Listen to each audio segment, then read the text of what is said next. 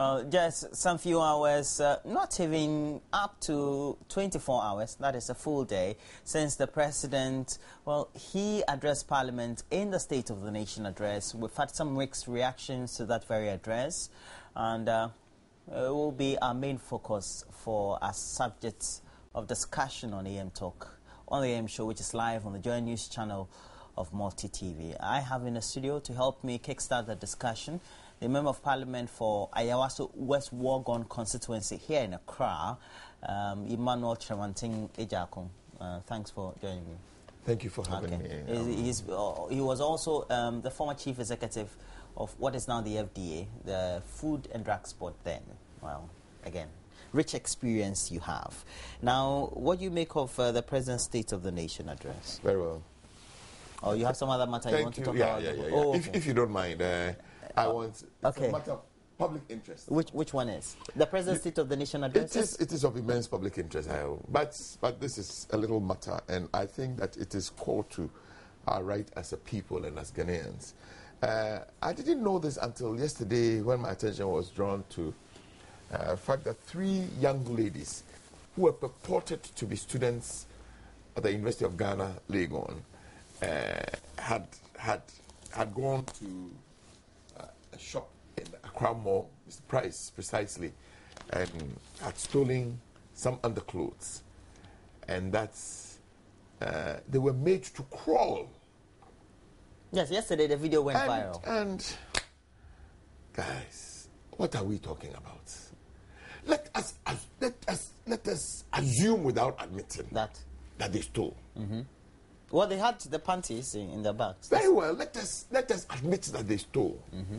You see, the criminal code of this country does not permit this kind of barbaric behavior. Gotcha. You know, and be surprised if it is a practice where you came from in apartheid South Africa a couple of years ago. This is the Republic of Ghana, and I think it is distasteful. Indeed, when it happened, I called the SRC president of Lagos, Adam, and he confirmed to me that they have not been able to establish the bona fides of the girls. So, to all intents and purposes, they were not even Lagos students. Number one, you put out there that some Lagos students have Lagos girls. No, I mean, first and foremost, I think they owe an apology, huge apology to that university and the students of that university. Well, because eventually they turn out not to be students of the University of Ghana. Even if they were. But they are not. Mm-hmm. You put all the ladies in that university reputation at stake. You put the reputation of every young girl in this country at stake. Well, that's social media. It went viral. So who do you blame? I say that, yeah, social media. Because there's something like social media, then it is incumbent on the administration of that store not to do this. This is completely inhuman. And I'm waiting to hear from what the Honorable Minister for Gender and Social Protection has to say about this. I mean, what does anybody think? What does the administration of Mr. Rice think? Well, if they are able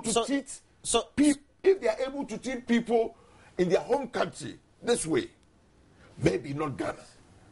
I mean, I think it is distasteful. I think it is. I don't know the choice words to use. But this is 21st century. Okay, now let's come to the very issue about Mr. Price, etc. If it was a Ghanaian shop, would you have taken it? I would say the same thing. Okay, so you think that it is the action that is negative? It is the action that is complete. It is inhuman. It violates their human rights. And even thieves. So it doesn't matter even if they were males or not. Yes. The point is that when you feel or you suspect somebody has stolen or taken an item of yours, you just have to do the obvious. Boss, go to the police. What I'm saying is that in this country there are laws. Okay, so you go to the police. Let us all follow the law. If someone steals, the law prescribes a mode of handling that person. This is stealing. I mean, even murder, even treason. You've taken great interest because the incident happened just within the constituency. Is that it? It is not even. It doesn't even fall within my constituency. On the boundaries of your constituency. It does fall. It is on the boundaries. But my interest arose because they are Ghanaians. Indeed, a further interest was that they said that they were students in Legon. And I am irritated. You know... Why, you mean Legon students can be suspected to have... I am not saying that. Yeah, because that's what you're saying. That because the incident and the news went viral. I happen to be the students of Legon supposedly allegedly the MP for that area. And so you're saying Legon female students can be involved in a... I would not sit here and pretend that it is not possible. I think they are human beings. Yes, but I'm saying that even if they do, even in the event that they do, this is not the way to treat human beings. Okay, so now what action do you think that the authorities need to take? Oh, I am waiting to listen. I'm waiting to hear from the minister. Okay. The sector minister. Yeah, she's a human rights advocate. She's a human rights advocate. I thought that I would hear from her already. I mean, come on, we shouldn't allow these things to happen. Whether it's male or female, I want to be gender neutral. Okay, I really and truly want to be gender neutral. But you don't treat human beings this way. You don't treat human beings this way. Okay, so now back to the President's State of the Nation address. Yesterday, did I hear you say you were very much impressed, or only not too impressed? Don't put words in my mouth, buddy. I for a moment, you know, the elders have a saying that I give you your stone. I think that the good people of this country and the party in power must go look for wherever Nana Addo Akufo-Addo is this morning. Why? And say, we give you your stone. Why?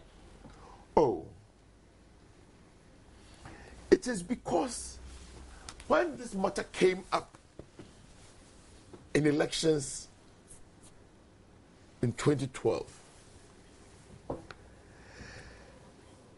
it was stated very clearly, that this was a no-no. It is not possible. You see, let me approach it from this angle. I have heard government communicators say that, oh, no. This is a constitutional matter. And we are just doing the Constitution. Article 25(1) of the Constitution enjoins government to, as to the extent possible, ensure this is free. You see, I would posit that Constitution no get legs where it they implement. It takes a bold and visionary leader to say that the Constitution says this, but I will go ahead and implement it. After all, there are many other constitutional injunctions.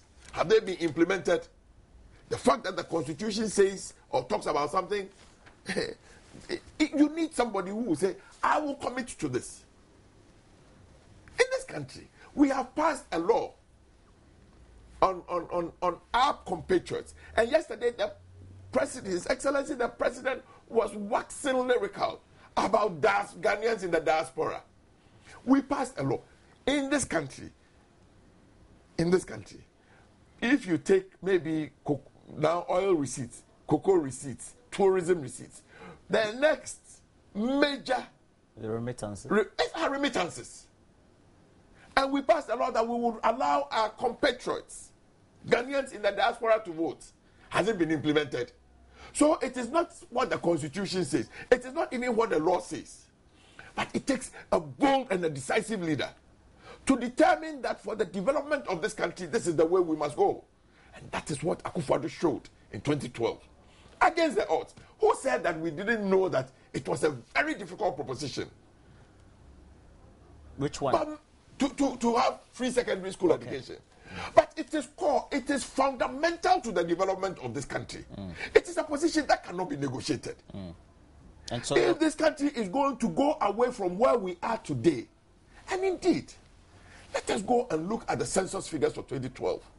The census figure, and this is the commentary by Ghana Statistical Service, 2010 census, that the problem we have is that there are not too many of us that have had secondary and post-secondary education. If this country is going to break the cycle that the president was talking about, fundamental to it is education. Especially basic education. Basic education. And we have, education. And somebody must redefine what basic education is. Acquah was bold enough to say that basic education must include secondary education. Why do you leave 13 and 14-year-old chaps and they go around saying, I have finished school? What do they know? What do they have? Because they know nothing. You see, so your conclusion was that with the president... Let us put aside this argument that it is a constitutional requirement. I am positive that there are many other injunctions the Constitution puts on us that it will only take a bold leader to effect. Number two, when this matter came up, we were told in our face that it was not possible. Indeed, His Excellency the President, addressing students in Cape Coast University, alluded to the fact that Kenya and Botswana and Uganda tried it, and it collapsed the educational system. And that was the same thing the nation records, quote unquote, wanted to visit on this country. Within a year, what has changed? The thing they talked about is that they wanted quality and something. Quality before free.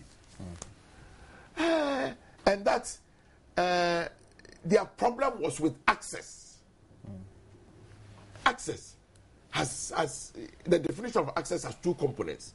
There is a geographical component, and then there's a financial component.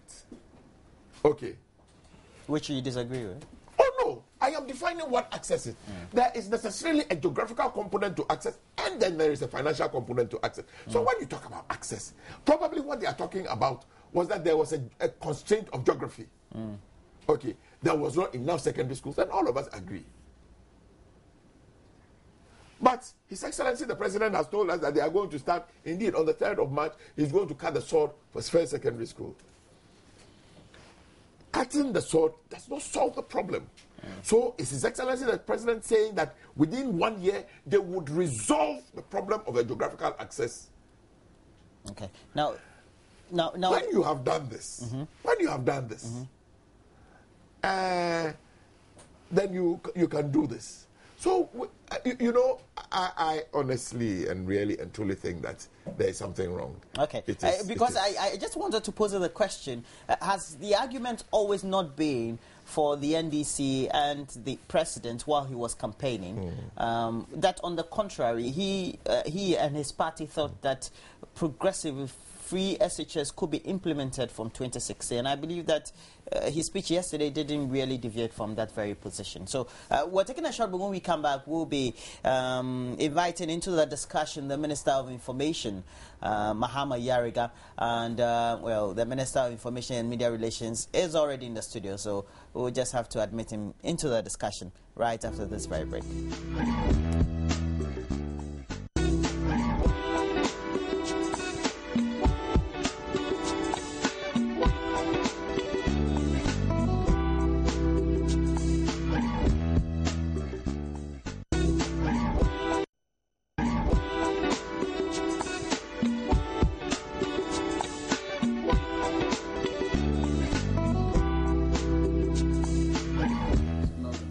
Well, so Mahama Yariga, Minister of Information and Media Relations, is with us in the studio.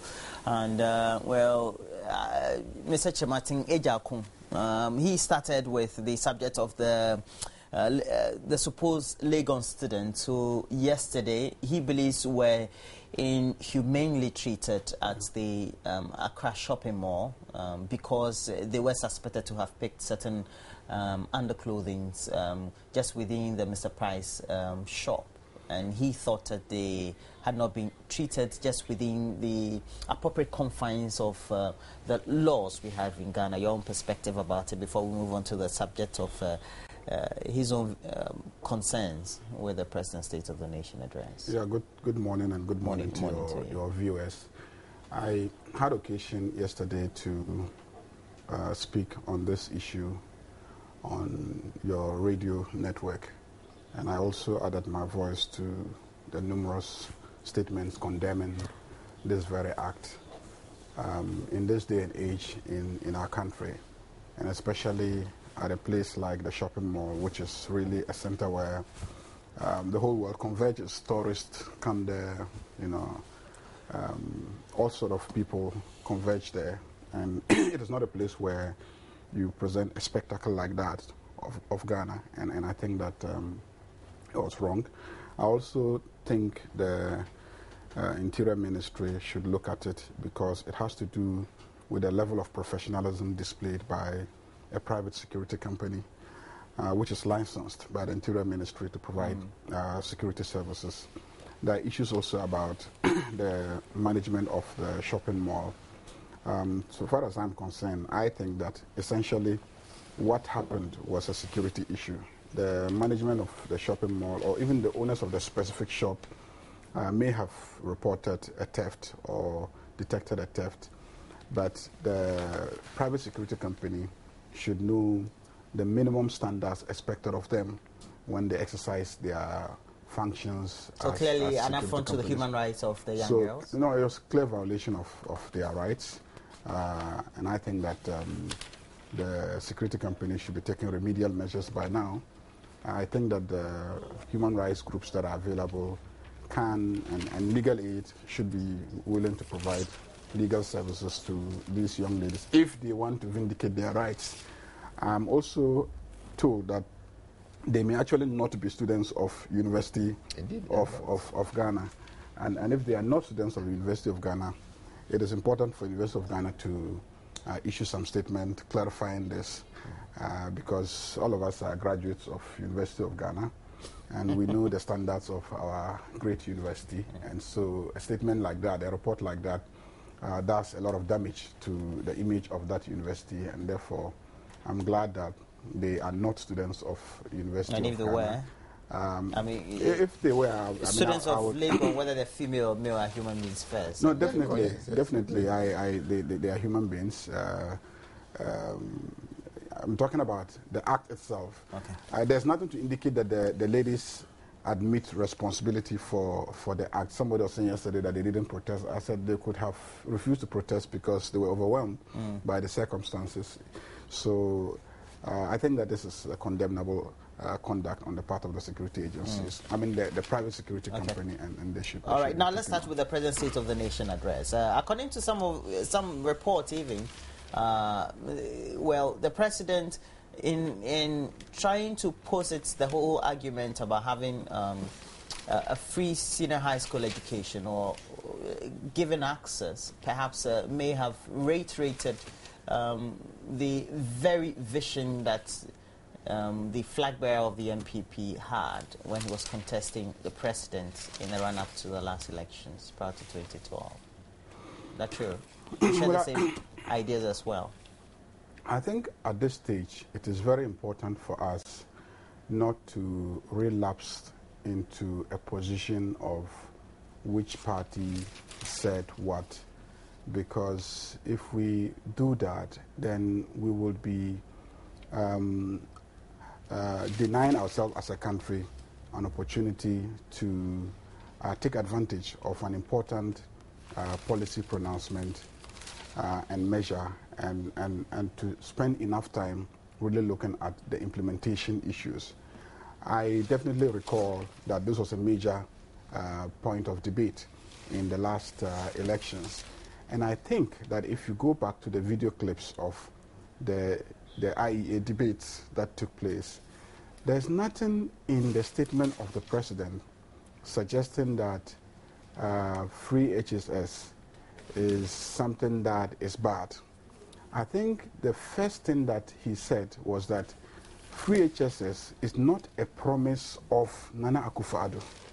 It's not his promise. The second thing we said that the free HSS is actually a constitutional imperative. It is in our constitution. It is not Nana Akufo-Addo who is saying that there should be free HSS. It is in our constitution that there should be free HSS. But the constitution said that it has to be progressively free. And so the indication that we're going to do it at once was what we said would not sit in well with our prevailing economic circumstances. But the program to progressively make it free is something that we're looking at. And indeed, I was Deputy Minister for Education at that time. And I argued strongly that I thought that even Nana Akufo-Addo got it all wrong because at that time, tuition at all levels in SS was free. Tuition was free.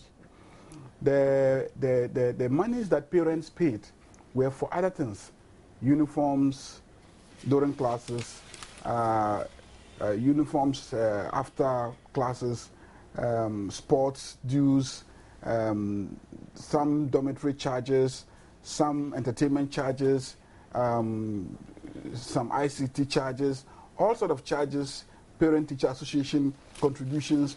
It is those charges that made up what was referred to as school fees. So you were saying there was a partial... Yeah, but the reality was that tuition itself has always been free in this country.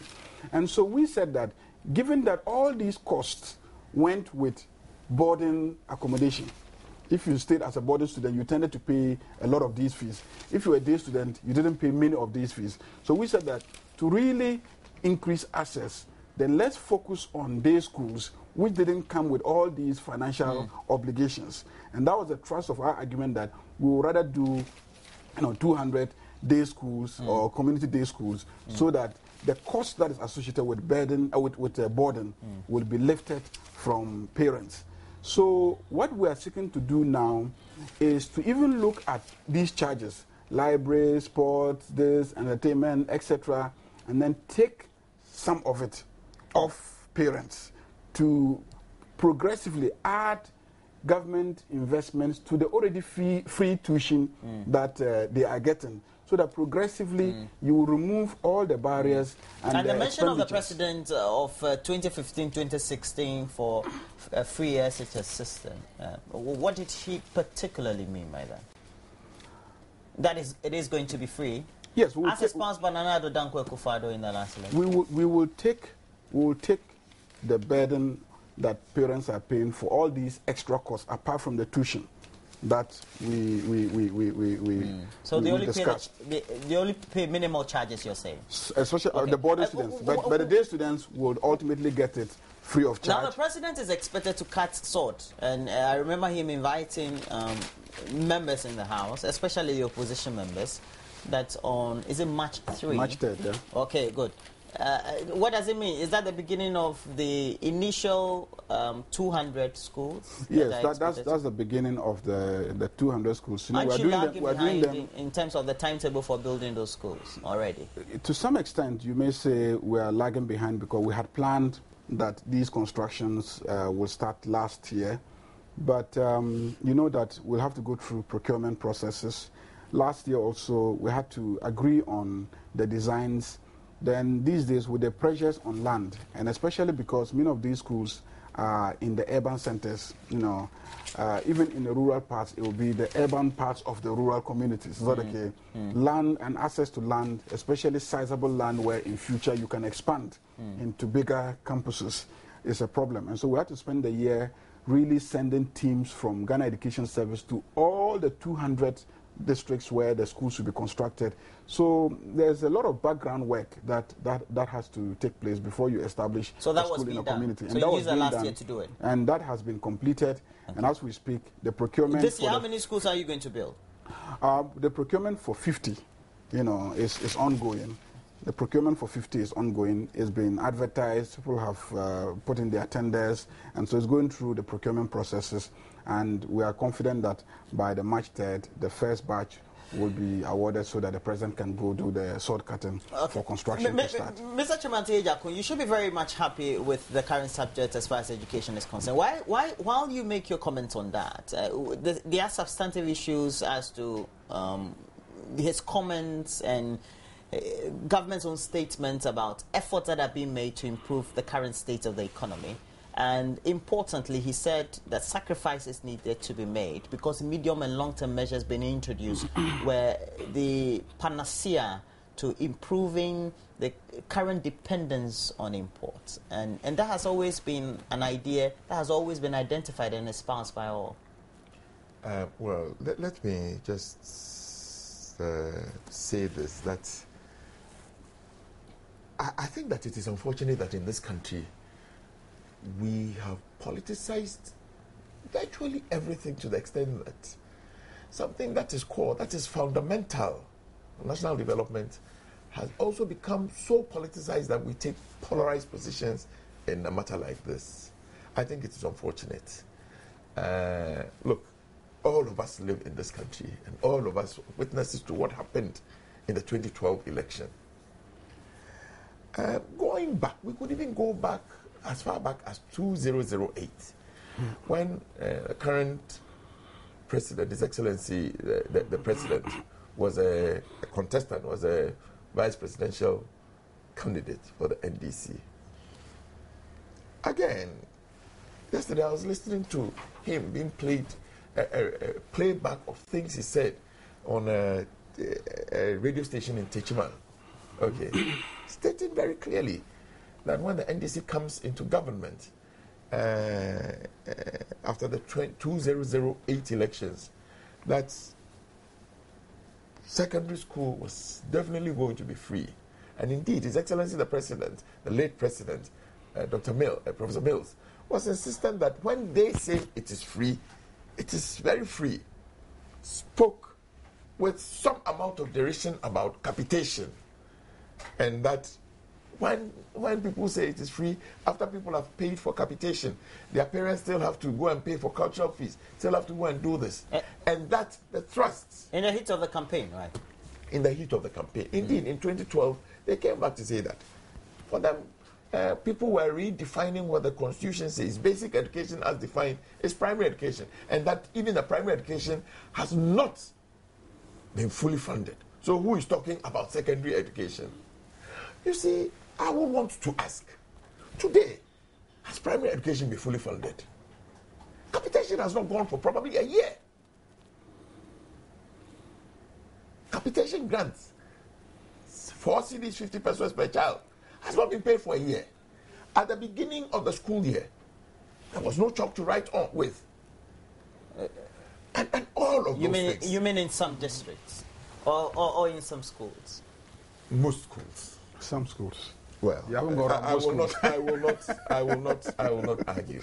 I don't think that this should be a platform as to was it 50% or 60%. But I think even if it was 10%, it was bad enough.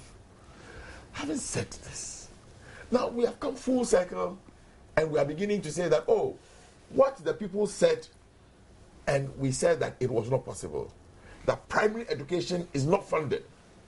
Today, I would want to ask a simple question. Is primary education now fully funded? Is the free they said, and according to the definition where we looked at basic education as terminating with JHS, is it fully funded? Is everything about from class 1 to JHS 3 free? I think that we must learn to be consistent as leaders of our nation. I am happy. I mean, I am excited that my distant cousins who live in Acquah in the Upper Manyakrobo district will have opportunity to have free secondary school education. I want to say that between him and myself, the reason why we sit here today is that we had that singular opportunity. Okay. Education makes the man. Education makes the nation. I referred to what the 2010 statistics census and population census and the right up to it said. Okay, so essentially, all of us would want to see this. But when it becomes, we say it out of expediency, when it is only to put down somebody and tell the Ghanaian population that what they are saying is not possible. 1 year after, you come and say that we will do it with a tag progressive. I mean, come on. Has it always not been what the president and his team, and especially during the campaign, they've always espoused and always campaigned on, that it was going to be progressive and it was going to be implemented by 2016 onwards? Now, then does it not inure to your benefit as a party and the opposition? Oh, as a result of the whole speech that was given by the president, you would take certain aspect that you feel inures to your benefit and harp on it in the media. My opening statement was that I think that all of us must take our stone and say, Nana, you said it. I am happy. I am extremely. I mean, as a Ghanaian, I am extremely happy that, like I said, my distant cousins who live in the village. So no need to criticize the president then. Oh, now let's look at. We are only saying that, you see, it is beginning to become obvious that it was all about expediency. Really? Okay. No. I think we have been consistent on this matter. And I said, go back to the video clips of the IEA debates. There were excerpts of it that dealt with the issue of senior high school education. And I recall that His Excellency the President was clear in his mind that, yes, SS education, it is the Constitution that says that it should be progressively free. But the Constitution says progressively. And therefore, given the financial context of the economic situation of the country, we will still do it progressively free, but not the way that MPP was going about it, and create an impression that there was just one thing in education, which is to make SHS free. And we drew attention to the fact that, look, having SHS being free is not the only thing in education, really. I mean, the fundamental, which is basic education, needs to be dealt with properly. And even though we had experienced, a lot of expansion in terms of access at the basic level, because of partly capitation, school feeding, the construction of a lot of schools so that people can have access across the country. Of course, we reminded people about all the schools and the trees that we had built and all that. How many, Honorable Minister? Oh, I mean, you know that they were running into over 1,000, I mean, clearly. So this is a matter that has never been definite. No, that's because, see, what you don't know is that... Perhaps also let me tell you why. It's been put under the political spectacle. No. Let me tell you why it is difficult at any particular time to be definite. Whilst GetFund at the central level is awarding contracts for the construction of schools in communities and keeping statistics, assemblies themselves were also augmenting that by awarding their own contracts for the construction of schools in other communities. So you had in excess of 1,000. So you have the GetFund statistics, and then it will take you time to go around all the districts to get their statistics to add up. You should go to the local government ministry, and that should have been local government doesn't keep. Just in a matter of a week. Local government doesn't keep the statistics. It is when the schools are completed and handed over to GES, then you get the statistics from GES. So that's why. So you're saying all those numbers are GES statistics. Yes. So please, let's. Okay, now let's come to the economy, and let's not waste the whole time talking about education. It is fundamental. Yes, it is important. So that has been our position. So what we are doing now is clearly consistent with the position that we took, that it has to be progressive. And also you have to deliver it in such a way that you save cost. And that is why we emphasize day schools, because that is less costly and government practically can do that. De-emphasize boardinization, because that is very costly, and both parents and government will be saved money if we de-emphasize boardinization. Those were the principles. Okay, the 50 schools that you talked about, that you said now have gone through the procurement process, etc. By March 3, we should have the first sword-cutting ceremonies. How long is each going to take to build? It depends on the contractors. I mean, we would... And by the end of this year, we're at the end of 2014, and then that we get to 2015, 2016. Can we build the whole 200 as promised by... We would make an effort. As I said, it would depend on the contractors ultimately, and the level of resources that are available to them. And so we'll make sure that in selecting the contractors, we go for contractors that have capacity and can deliver, within the time frame. Okay. Can I just ask? No. You are not here for asking questions. No. Yes, I know, but we can't spend the whole time speaking on education. We have just finished because the budget. The president also spoke critically about efforts that were made. I think that our viewers need to know. I would ask the Honourable Minister, what is the source of funding for the 50 secondary schools? I mean, the Get Fund budget formula has made provision for that. Go to the Get Fund formula. There's been provision for the construction of the schools. Yes, go to the Get Fund formula, and you see that provision has been made. And in any case, I can assure you that once we have given an indication of a commitment to do the construction, we always find the resources I want to say again that you see, I want to say again that I will want all of us to interrogate this further. Yeah. That in the 2012 elections, it was said that the definition for basic education was up to JHS, and that the imperative was to fund basic education as defined then. I want to ask, and the good people of this country require answers. Is basic education, according to that definition, funded now? Yeah, let me tell you what is happening in basic education. In basic education, tuition is free. We have expanded access by constructing over 1,000 new schools, which has created space. After 2012? Oh, starting from 2009. Starting from 2009. Okay. Is that okay? Started from 2009. So in terms of infrastructure, it's there.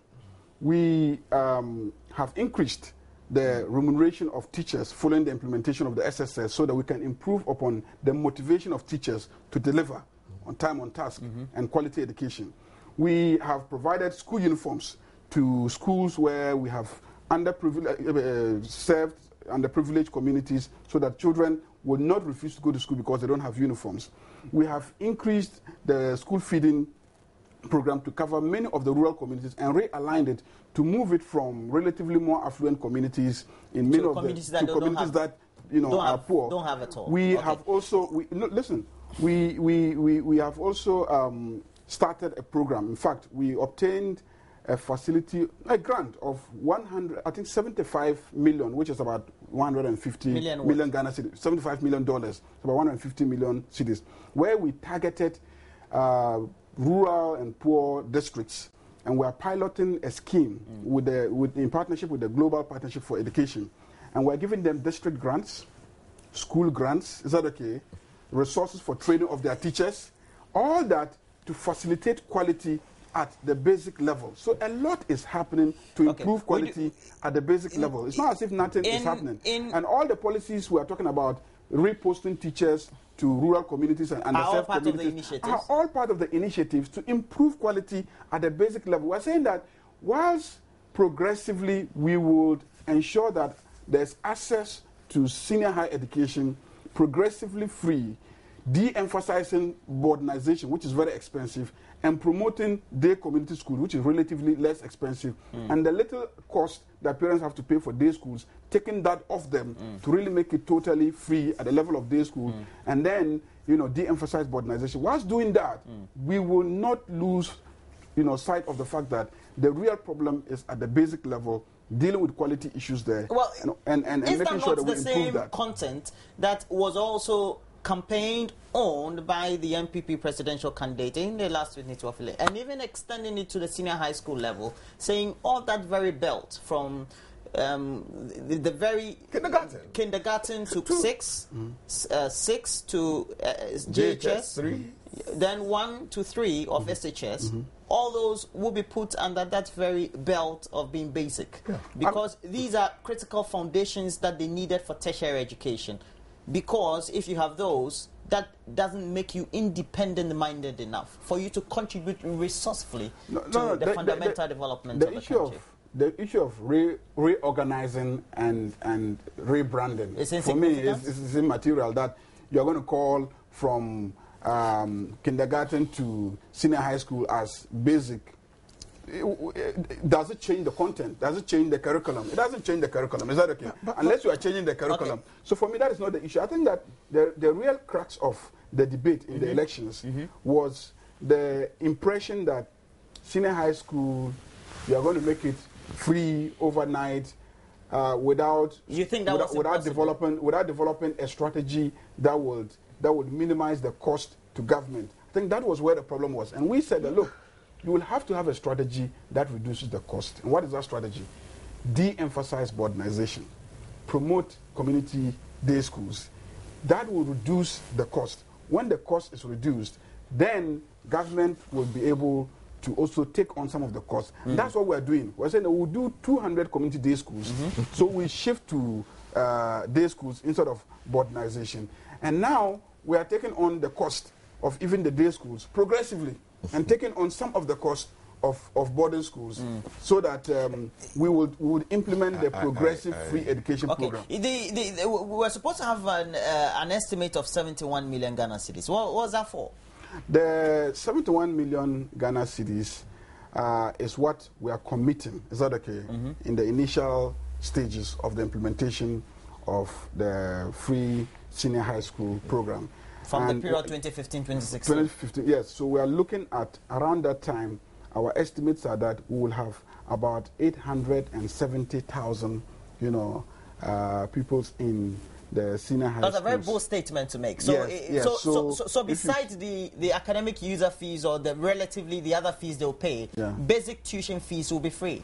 Basic tuition fee has always been free. It's always been free. No, I do understand. I do understand that basically. Yes. So just reducing the cost to the parents. Yes, right? that's the point. So see, that's why I kept saying that.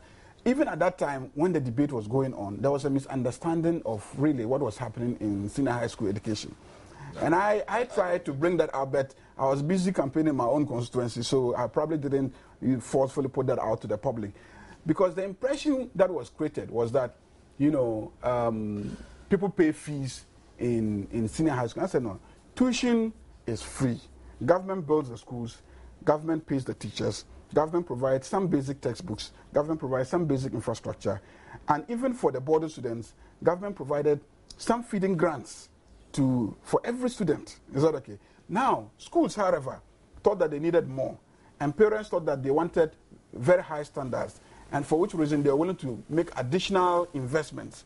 And that was what was creating the cost. Uniforms, after school wear, sports wear, so many things that children need. So in those schools. costs build up will be reduced by 2015, 2016. That's a very bold statement to make coming from the president. So those are the things that we have computed, and then we are taking a portion, of the burden of parents by injecting, 71 million Ghana cedis into it.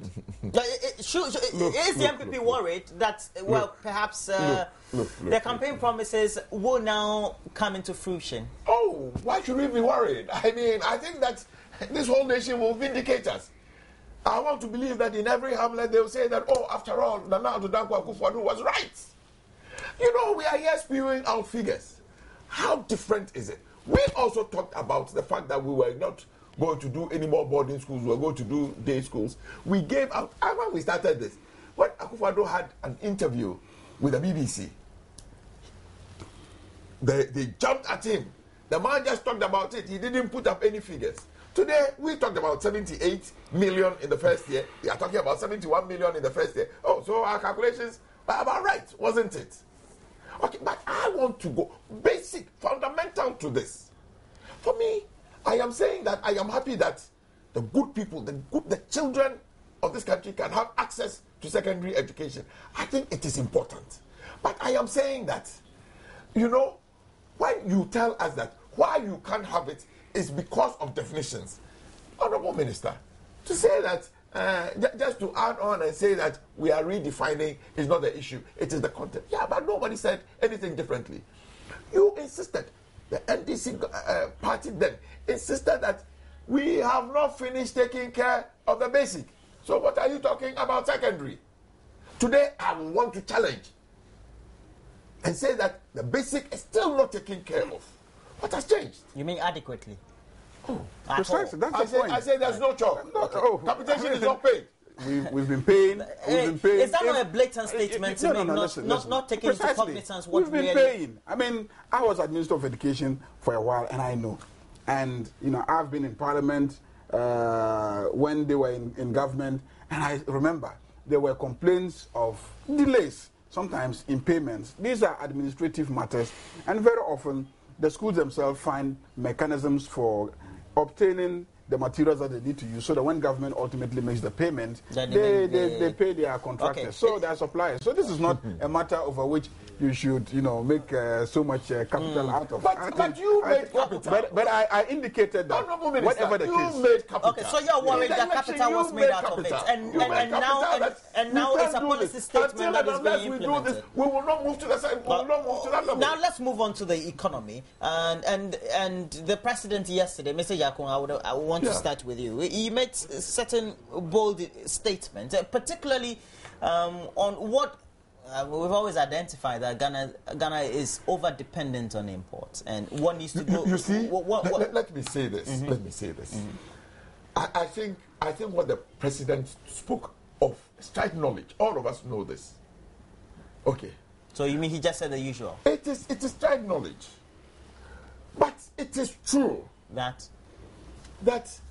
this trajectory that we are on would end us nowhere. And indeed, he says certain sacrifices needed to be made. Number two, again, I would want to say that in the last election, Acquah espoused the fact that we needed to change this Gadgetbergian economy that we have inherited. But you see, government policy and the things that government does on a daily basis does not even confirm that they are at cross purposes. I would want to give you an example of something that I am very familiar with. I think that in 2009, I spoke to, he's my very good friend, I spoke to him about it. Look, Ghana, we have been so lucky in some area. In the area of pharmaceutical production, in West Africa, apart from Nigeria, we are the only country that has any sizable pharmaceutical production. There may be dots here, but in West Africa, apart from Nigeria has about 120 functioning facilities. You mean as an industry? Yeah, we have about 20. But what works for us is that everybody in this sub-region believes that we produce better quality medicines than anybody else in this region. As far as I'm concerned, the last man standing in industry in this country was about the pharmaceutical industry. It had happened because some government decisions over the past, one in the PNDC era, where they decided to limit the import of some products. So now you're going to the past, right? Yes. No, let's look forward. I am saying this. The second thing was that, and it started around 2000. I happened to be chief executive of the Food and Drugs Board. We decided to roll back. Indeed, the pharmaceutical industry asked that we should abolish VAT payments for pharmaceutical raw materials. The government then decided that they will not abolish it. They will do a zero rating. Pay, but go back for it when you finish. We expanded the range, and indeed, I must admit that when 2009, when the NDC took over, they even further expanded that remit. In the tests this year, they have come back to say that no, the pharmaceutical industry, the pharmaceutical raw material, both the actives and the packaging material that was zero rated, everybody must start paying 17.5% VAT. You know, the import of that is that it becomes cheaper to import virtually everything from outside India and China. So you're saying government policy in itself was... So in a desperate attempt to shore up your revenue, you take actions that hurts your thriving industry so badly. And this is one example that I am very familiar with. Look, in the countries that they have done well with these things, they had the full government support today. Like, actually, in 1970, India was a net importer, and their pharmaceutical industry amounted to nothing. Is that not what the president said in his statement yesterday? That should be now the way to go. But what I'm saying is that just this year, you are talking about flagging industries and overdependence on imports, but government fiscal policy itself doesn't inure to the benefit of local production, but rather makes a lot of sense to any businessman. And no businessman is a Salvation Army or Scripture Union. People do business to earn To make profits. To make profits. But government fiscal policy itself just kills it dead. Yesterday, the president was frank and open with Ghanaians about the importance of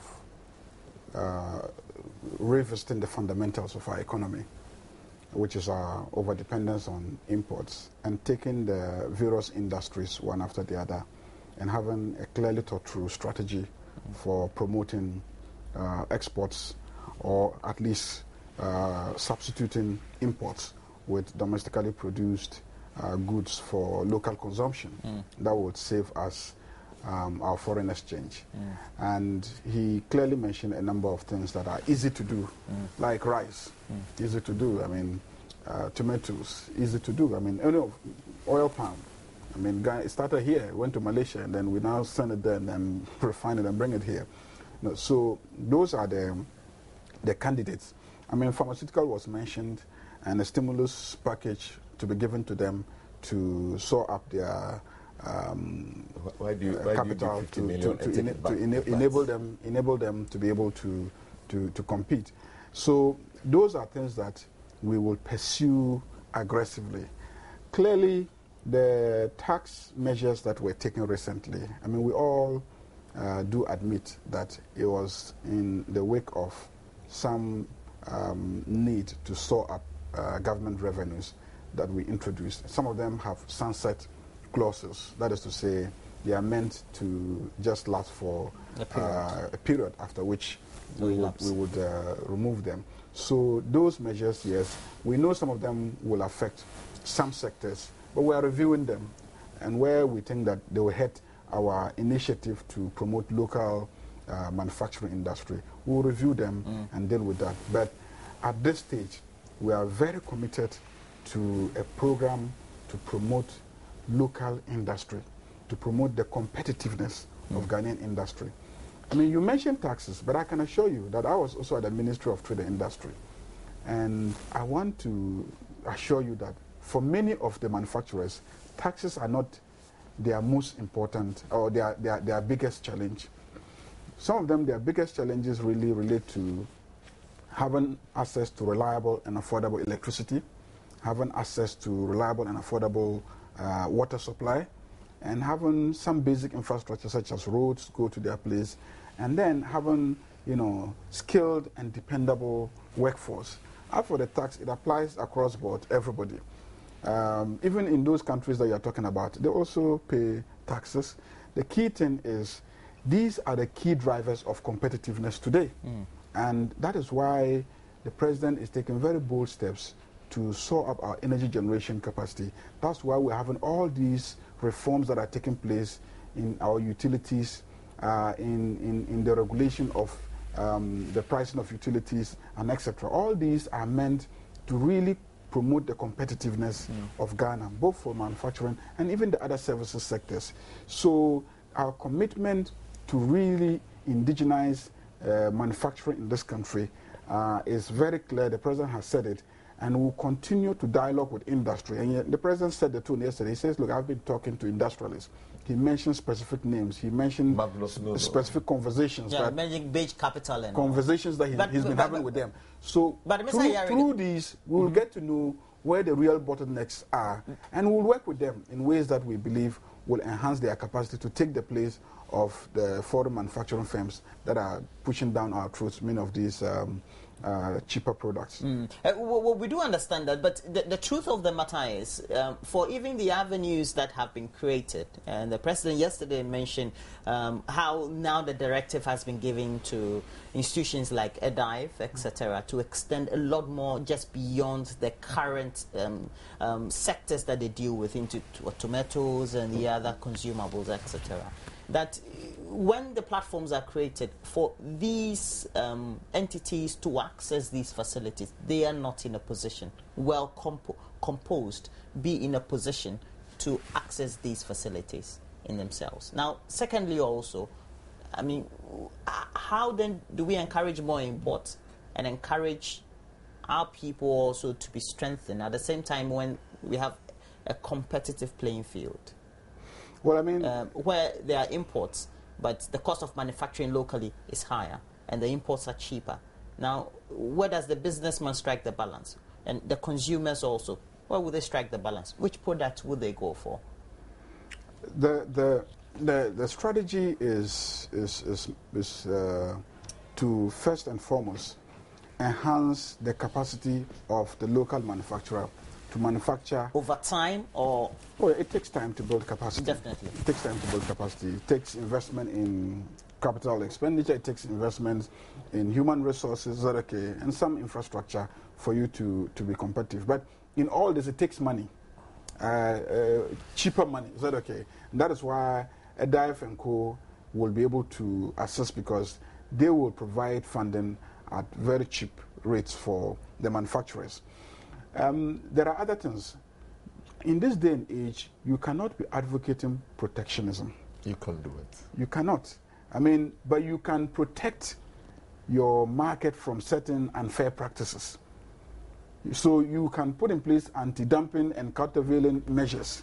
And that was what the president announced yesterday, that we will set up the Trade Commission so that the Trade Commission can, when there are real cases of dumping, take measures to prevent that from happening. And those are some of the complaints that we're getting from the manufacturers. So those are things that you can do. You can make your manufacturing industry competitive by making sure that they have cheaper access to electricity, they have cheaper access to water, and then also that they have very skilled, high-quality labor. So those are the things that you can do, and that they have access to raw materials. And that is why we said that agriculture should work hard and then produce raw materials that will feed industry. And that's why EDIF money is going to go into supporting certain critical crops to be grown, so that the manufacturers here can have access to those crops at a competitive price, and that will enhance their global competitiveness. Well said. It was all in the economic textbooks. I mean, we've identified that. Now, how do we make sure, Mr. Chamantin, how do we make sure that these are implemented? Yeah. Look, let me. Yesterday I sat back and I thought, well, this is classic textbook economics. All of us agree. I think that the problem is very clearly defined.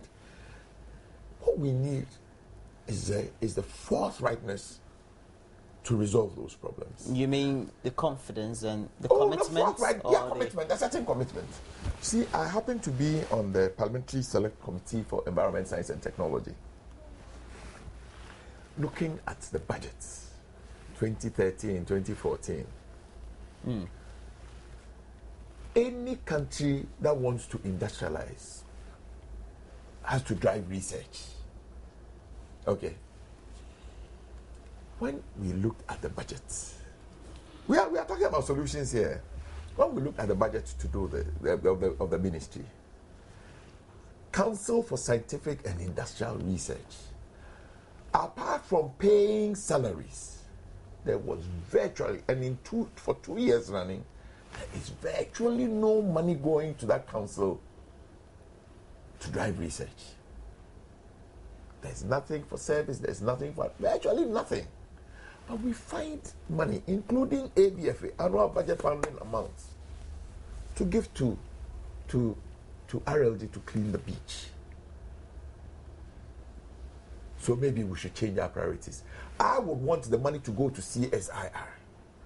Many of the things we talk about, tomatoes, maybe we don't even need to can, but we can develop an indigenous way of preserving it for 4 or 5 months, so that when the glut comes, we will be able to store. Well, the president made mention of a tomato factory, sugar factories in Komenda, etc. One that also will be somewhere in Savalugu sometime later. Are these all the steps that tend to give indication that really these are commitments? The first thing I would ask as a scientist is that we want to set up a sugar factory.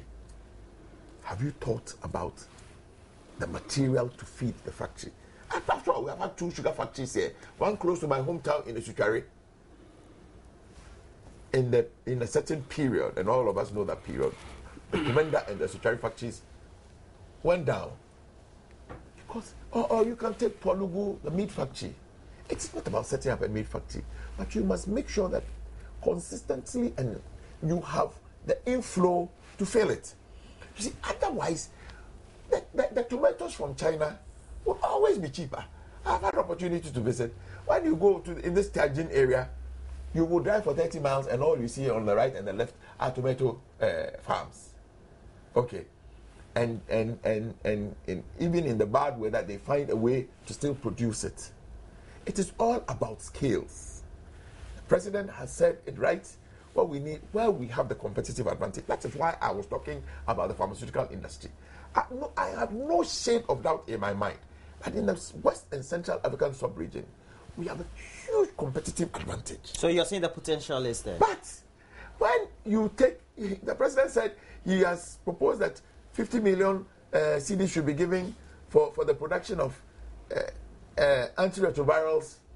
But in the same time, I mean, I know, I have worked with those guys before. Dan Adams, that guy has such stiff competition. Today, you have asked him to pay 17.5% upfront again.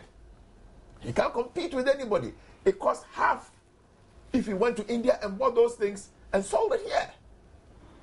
Okay, so don't give the man 50 million and take it out and take it by through VAT and taxes. We all want this country to go forward, but I would want to say going on from here. Okay, we need to, and I would also give one example. Recently, when we were doing the GIPC thing, I mean, a simple thing like pharmaceutical wholesaling. This is something, it is indigenous. Our people have done it from time immemorial. It was only recently that when it became attractive, that a few big companies have come in. But from time immemorial, people that had done pharmaceutical wholesaling had been the Ghanaian. In the 70s and 80s, when our economy was in shambles, the markets are changing. Even the ones that were here all left. It was left with the Bidiako sampons and who had to find the money to keep bringing the medicines in. The position some of us took is that leave this for the Ghanaian. And you're saying that no, it is not possible. But you see, on the rivers, then you go ahead and say that as for printing of exercise book, we will leave it for Ghanaians. If you can leave the printing of exercise book for Ghanaians, what stops you from leaving pharmaceutical wholesaling? But that's under efforts. That also would need to require some level of lobbying also on the part of the industry stakeholders. I completely agree. You cannot protect. But if you can protect one, why can't you protect the other? Let me just respond to a few things. One, on the issue of research, I do agree that we need to fund research seriously in this country to make a lot of progress. There's been some plan to fund research in the past where we give university lecturers who really are the core of our scientists, some research grants and etc., which hasn't worked. And that is why we are reforming the research financing arrangements of this country. And the Ministry of Education announced a new grant, research grant, that is being established where a lot of the money that you're talking about will be put there so that researchers can write proposals, and those proposals will be examined by a team of experts who would relate the relevance of the research to our current socio-economic development and then fund it no matter the amount involved. I mean, if you give everybody a research grant of even 2,000, 3,000, 4,000 a month, really, in this day and age, research takes a lot more than that. The person may need 300,000, 400,000 to actually do the research, while some other person may take the 2,000, 3,000 and consider it as a salary supplement. I get in the point. And not really do any serious research with it, or it is not even capable of doing any serious research, so he's not going to pretend to do that he's doing any research. Is there, then so the commitment is there, the structures have been put in place, and Ministry of Education will launch a big research grant program which will be available for researchers to draw on to be able to carry out research. So I do agree with you. I mean, for instance, many of the things that we've tried and failed, part of it really has been because we have even looked at certain things such as seed quality. Like tomato that he's talking about. I am working with a number of companies and some ministries to promote some varieties. As we speak, some varieties of tomato are being piloted in Tono irrigation, Atono at the irrigation there to see if we can have varieties that don't get rotten very, fast. And those, they're not GMO. I mean, they're just new varieties that we're looking at that can test all the challenges. So those things are being done. It's not as if nothing is being done. Those things are being done, and we're mindful of those ones also. So a lot is going on in that regard. Yes, I mean, the VAT issue, we can't wish it away. We do admit that anytime you impose VAT, is that okay? But remember, that VAT is on consumption. Is that okay? VAT is on consumption. And when you take for manufacturing purposes, there are incentives that are built into it. It's a question of when you go back and reclaim what you've actually put into the VAT. And the fact that we haven't quite got it right in some respect doesn't mean that, of course, we shouldn't also do the right thing when it comes to textbook printing and etc. And then I think, what was the last issue that you raised? You don't need to answer to all the things. So I am just saying that, yes, we are all in agreement that fundamentally we must change the structure of this economy. Yeah. Okay, but in the Bible it talks about uncertain sound. If an uncertain sound is given, nobody gets ready for the battle. Going forward, if government is serious about this, and this is not rocket science, it has been done in many other countries. Definitive, clear, bold. There may be backlash. You certainly will get some backlash. But if you don't give, all I'm saying, I am only using these as examples. If you trumpet it this way, His Excellency the President said, I have directed that 50 million should be given to pharmaceutical industry. But I'm saying that the practitioners themselves are now saying that it is not worth our while. I haven't heard them say that. Oh, I haven't heard that. That is where I will take it from me. No. I mean, I would be very happy to take it from you. Is that okay? But I'm saying that I haven't heard Adam say that the 50 million that you are giving me is not good. Well, Adam's the biggest. Just to give an example. You see, ARVs, is that okay? The problem that Adams will be facing in relation to ARVs is that the funding for ARVs is coming from the global part funding. It is not. But a significant portion of it. And then I don't think government contributes more than 15% of that. Is a lot. Yes, but then when you put that money in it, you become bound by their procurement procedures. Yes. And their procurement procedures require that you make it internationally competitive. And when it comes to international competition, the Indians will beat you. Yes. I get the point. And that was why when the president went for the last AIDS conference, when the president went for the last AIDS conference, he said that allow countries to use their indigenous companies for the provision of these areas. The advocacy yes, is also so the president is fighting at the global level, and at the local level, he's putting in place measures to assist them to become competitive. What else can he do beyond that? Now, if we all agree that these are the steps that we have to... No, let me just ask a question. If we all agree that these are the steps that we have to take, and the bold decisions need to be made, and the president, I believe in the last couple of speeches, have been talking about sacrifice, etc., we know that complementing all these are the need to have consistent supply of utilities, and that also will have to be juxtaposed with the rates at which they are charged for when they are given to the consumers. And so we have consistency and quality and affordability. Do we think we're in a position to say in the next 5 years, if that after 5 years, if that is the time we say is medium, and then 10 years is our long term, are we going to achieve all that? Not bounded by issues, or not bound by issues of politics and who comes into power, etc. Yeah, I think so. It should be possible. I mean, some countries have done it within a period of 10 years. Brazil was nothing 15 years ago. Okay, even South Korea. South Korea is not now even. Even yes, that's they have the best. That is what some of the best global manufacturers. Even South Korea. So back as 1970, 75, it was really nothing until there was a coup d'etat by somebody called General Park, And then he decided that I will drive this country in a certain direction. Now, we're not going to have coup d'etats. The commitment should come from us as a people. Oh, I am saying it with respect to what happened in that country. The man was a benevolent dictator.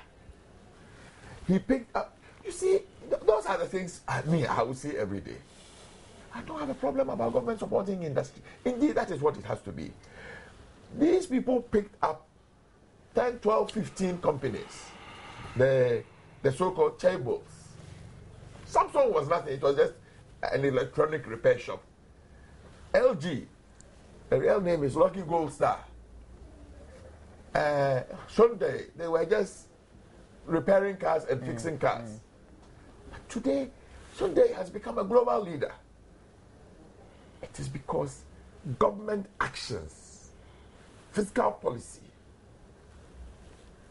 directed at ensuring that targeted. Yes. So I am saying it is possible, but it must be so transparent.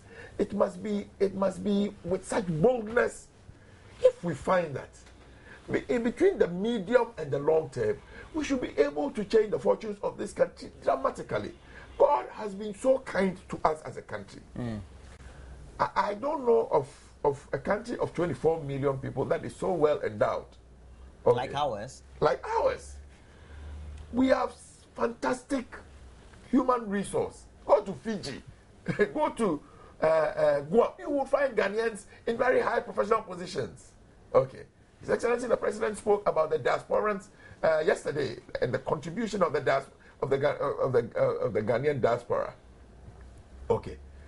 This little country of ours, we have gold, we have manganese, we have bauxites, and we are still just exporting. We take the dirt and put it on and spoil our roads and take it somewhere to change.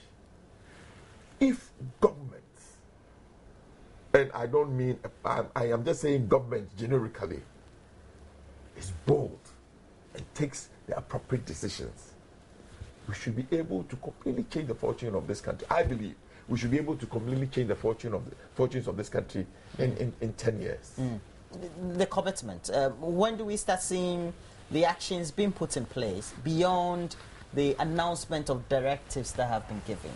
The physicality of the actions that need to be taken. I think we have made so much progress as a country. In what ways? In so many ways. And I think that, first and foremost, we must appreciate the progress that has been made. There's no doubt that a lot remains to be done. But to do that, a lot has to change, starting from our attitudes to made in Ghana goods, our attitudes to local products, okay? And where we invest our monies. I mean, our recent issues with regard to the dollarization of the economy and etc. point in a certain direction. And I do agree with him that government has to do her part, which is to make sure that the right policies are put in place, the right incentives are put in place to encourage people to go into manufacturing, to go into local production, to go into large-scale agriculture, to go into research and all those things. Those ones are the kind of measures that His Excellency the President announced yesterday. It remains for us to take advantage, but all of us must come together and make the right decisions in relation to made in Ghana goods. Let's consume what is produced locally and let people see that Ghanaians first and foremost prefer what is produced locally, and then let them direct their investments. Today there are many people who have money and will prefer to just go to China and buy the thing and bring it here. It makes sense. Well, I mean, it's not just about what makes immediate sense. We're also talking about what makes long-term sense, which is to redirect those investments into local production of available substitutes. That is what we're trying to do. So I think that we have started. We are very committed as a government. We'll continue to listen to pieces of advice that point us in the right direction from all sides. That was how the President ended yesterday. In the right that direction. This country belongs to all of us. Because it belongs to all of us, and then all of us must own it. we must all engage to make sure that the right policies are put in place. We must all apply ourselves to the implementation of those right policies. And we must engage in the debates in a way that doesn't unnecessarily and unduly politicize it. I think that sometimes it is the politicization that creates very defensive postures, and then that hinders the communication, because then parties or groups stop listening to each other and are just engaged in a game of trying to score cheap political points. I think that we should depart from all those things and engage constructively in ways that would really promote the supreme interests of this country. The president yesterday said a campaign has begun. Was it going to be a formal campaign which is just going to encourage Ghanaians to patronize goods made locally? Or it is just appealing to the conscience of people? I think that we will do a formal campaign, but at the same time, I think the best campaign is improving the quality of what is produced locally. Because just as much as Ghanaians will be patriotic and want to consume what is produced locally, they will also insist that local manufacturers aspire to great standards. When he spoke about the shoes, he didn't just say, buy this shoe because it is made in Ghana. He said, when I wear it, it compares to any other shoe that I have worn produced in Italy or any other country. Are you getting the point? Paris or Milan so or whatever. Quality is what will drive people's patronage of made in Ghana produce. And to produce quality goods will require investment. And it is those investments that government is willing to make in the private sector to encourage them to be able to produce quality products that will compete favorably with any other produce that is brought from any part of the world. And indeed, the president yesterday said that he had asked the board and management of Electricity Company of Ghana to encourage local manufacture of electrical products like cables, transformers, meters, etc., by purchasing from local producers who meet their quality of standards. Indeed, in all sectors, the directive is that, especially government, because government is partly one of the biggest consumers. MMDAs? Yes, when you are going to procure, if there are locally manufactured goods, please give preference to the locally manufactured goods. So that is a directive that the president has given. We don't compromise on quality. No, I mean, initially, of course, the quality may not be the same as what is brought from UK, but if you continue to invest in them, they will also invest in the machinery that will produce the quality, the best. That will now start competing with the foreign products. Okay. So initially, you have no other option but to compromise on some aspects of quality.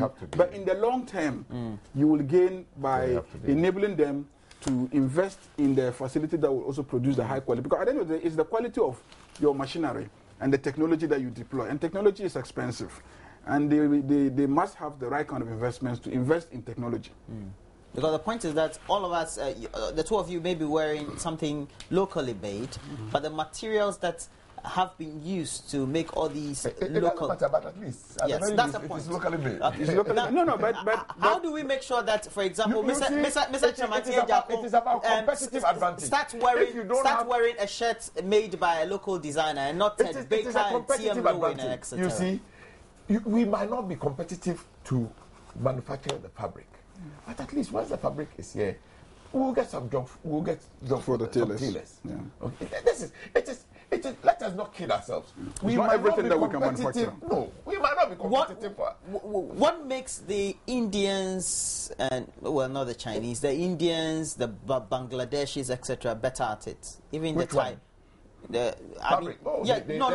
No. I mean, patronizing their own goods. For example, the ministers, they sit in locally manufactured cars in India. Yes. They don't sit in. It's not because they can't afford, but it's just a policy. It's a policy. And, whatever is manufactured. It's the same kind of policy that I just announced, that if government is procuring whatever is available locally, give preference to them. So it's the same way they say, if government is procuring cars and vehicles, give priority to what is manufactured locally before you go looking for others that are not manufactured here. We might not manufacture a car, but... we're talking about the items that we have better competitive advantage. That's all. All right, so... but last one, just to throw in, and it does even include holidays, I mean...